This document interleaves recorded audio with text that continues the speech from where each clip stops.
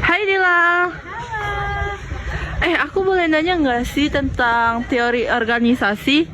Boleh, aku di semester 2 ini lagi belajar teori organisasi, di mana teori organisasi ini lagi membahas pengertian, unsur-unsurnya, prinsip, ciri-ciri, serta jenis teori organisasi. Apa sih itu teori organisasi? Teori organisasi adalah wadah kerjasama antar individu untuk mencapai tujuan bersama. Lalu, apa saja sih unsur-unsur yang terkandung di dalam organisasi ini? Unsur-unsur yang terkandung itu ada manusia, kerjasama, tujuan, sarana dan prasarana, serta lingkungan. Apa aja sih prinsip organisasi? Prinsip organisasi ini tujuan yang jelas, spesialisasi tugas, koordinasi dan kewenangan, serta tanggung jawab. Dan apa aja sih ciri-ciri dari teori organisasi tersebut? Ciri-ciri yang terkandung di dalam teori organisasi ini adalah struktur formal dan hierarkis, tujuan-tujuan kerjasama, dan identitas sistem yang ada. Lalu jenis organisasi seperti apa aja sih yang lagi aku bahas di semester 2 ini? Jadi jenis organisasi ini ada formal dan informal, ada primer dan sekunder, serta berdasarkan tujuan yang telah dibuat. Mungkin baru itu saja yang saya pelajari di semester 2. Oh, seperti itu ya Dila ya. Aku terima kasih banyak ya karena sudah kamu kasih tahu. Sampai jumpa lagi. Dadah. Sejarah pemikiran teori organisasi. 1. Teori klasik. Teori ini fokus pada struktur organisasi, efisiensi, dan pembagian kerja. Tokoh penting pada teori ini yaitu Frederick Taylor, Henry Fayol, dan Max Weber. Selanjutnya ada teori neoklasik. Teori ini menekankan pentingnya aspek manusia dalam organisasi. Tokohnya yaitu Elton Mayo dengan Hawthorne Studies yang menunjukkan bahwa perhatian terhadap karyawan meningkatkan produktivitas. Yang ketiga, teori modern atau sistem. Teori ini memandang organisasi sebagai sistem yang terbuka yang dipengaruhi oleh lingkungan. Teori ini fokus pada ketertarikan antar bagian organisasi dan adaptasi terhadap perubahan. Selanjutnya ada teori kontingensi. Teori ini tidak ada satu cara terbaik dalam mengelola organisasi, efektivitas tergantung situasi. Struktur organisasi harus menyesuaikan dengan kondisi lingkungan, teknologi, dan ukuran. Lingkungan organisasi adalah segala sesuatu di dalam dan di luar organisasi yang memengaruhi kinerjanya. Sifat-sifat lingkungan organisasi yaitu pertama, kompleks, kedua, tidak pasti, dan ketiga, dinamis. Pentingnya analisis lingkungan untuk merancang tujuan, mengurangi risiko, dan meningkatkan keuntungan atau manfaat. Jenis-jenis lingkungan organisasi yaitu yang pertama, lingkungan internal, yaitu yang terdiri dari karyawan, struktur, dan sistem kepemimpinan. Yang kedua, lingkungan eksternal langsung, yaitu pemerintahan, pelanggan, pesaing, dan pemasok. Ketiga, lingkungan eksternal tidak langsung, yaitu politik, ekonomi, sosial budaya, teknologi, hukum, dan demografi. Struktur organisasi.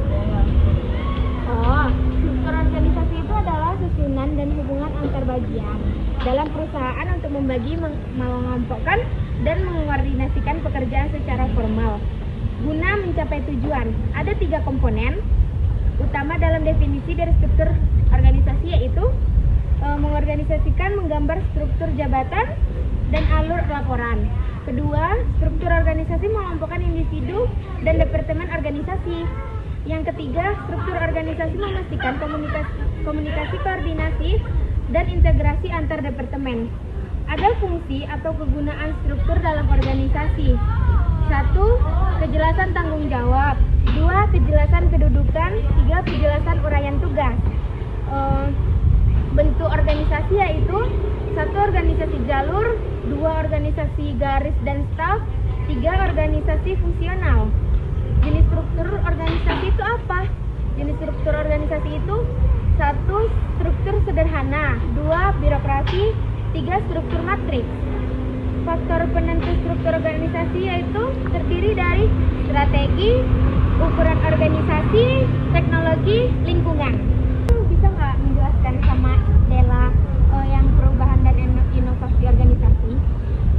Jadi perubahan organisasi adalah proses bergeraknya organisasi dari kondisi sekarang ke kondisi yang lebih efektif di masa depan. Hal ini melibatkan peningkatan efektif dan penggunaan nilai tambah. Faktor pendorong perubahan yang pertama, tuntutan pelanggan. Yang kedua, perubahan sifat pekerja. Yang ketiga, regulasi baru. Yang keempat, persaingan pasar global. Yang kelima, teknologi informasi dan komunikasi. Yang keenam, munculnya industri baru berbasis pengetahuan. Tantangan perubahan, yang pertama, penyesuaian proses organisasi. Yang kedua, adaptasi SDM dan budaya kerja. Yang ketiga, penyesuaian struktur organisasi. Yang keempat, pengembangan sistem baru, ICT, manajemen dan kontrol.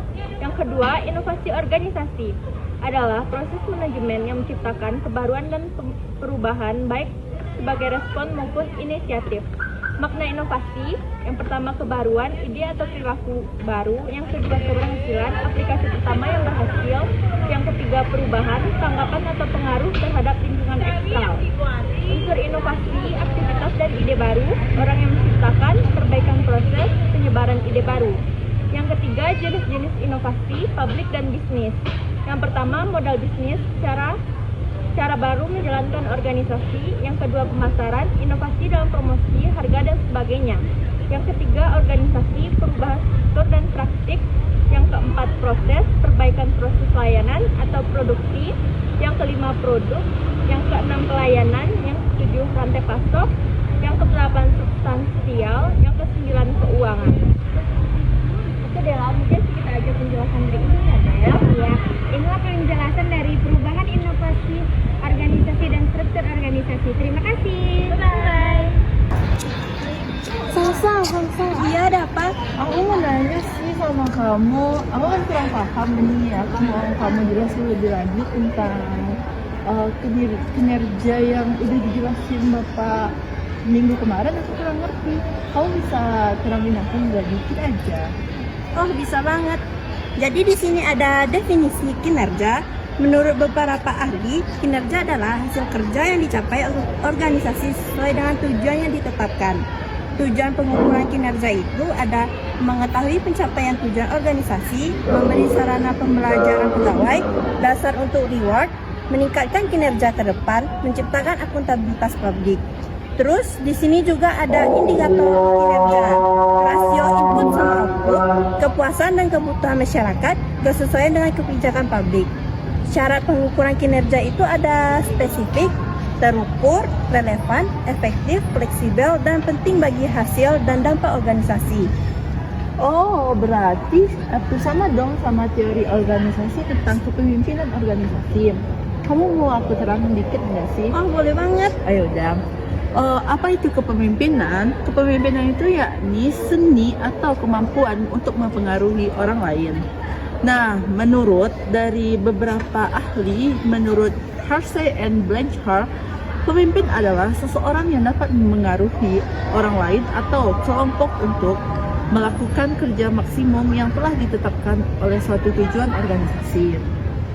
Nah, teori lahirnya kepemimpinan menurut Cartono 1998 yaitu teori genetis yang menyatakan pemimpin itu tidak dibuat, akan tetapi lahir jadi pemimpin oleh bakat alami yang luar biasa sejak lahirnya. Yang kedua, dia dikatakan lahir menjadi pemimpin dalam situasi dan kondisi bagaimanapun yang juga khusus. Nah, yang ketiga, secara filsafat, teori tersebut mengandung pandangan determinatif. Teori sosial menyatakan sebagai berikut. Pemimpin itu harus disiapkan, dididik, dan dibentuk, tidak terlahir begitu saja. Nah, yang kedua, setiap orang bisa menjadi pemimpin melalui usaha yang telah dilakukannya. Nah, teori ekologis yakni muncul sebagai reaksi dari kedua teori tersebut terlebih dahulu. Nah, menyatakan bahwa seseorang akan sukses menjadi pemimpin bila sejak lahirnya dia telah memiliki bakat-bakat kepemimpinan. Nah, tipe kepemimpinan yakni ada personal leadership, non-personal leadership, authoritarian leadership dan paternal leadership, democratic leadership, serta indigenous leadership.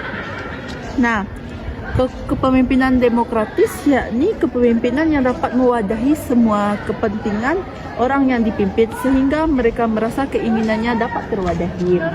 Nah, kepemimpinan yang efektif tergantung pada faktor kesesuaian perilaku dan dengan faktor situasional menurut Chung and Megan Chan. Apakah kamu udah ngerti gitu sama saya?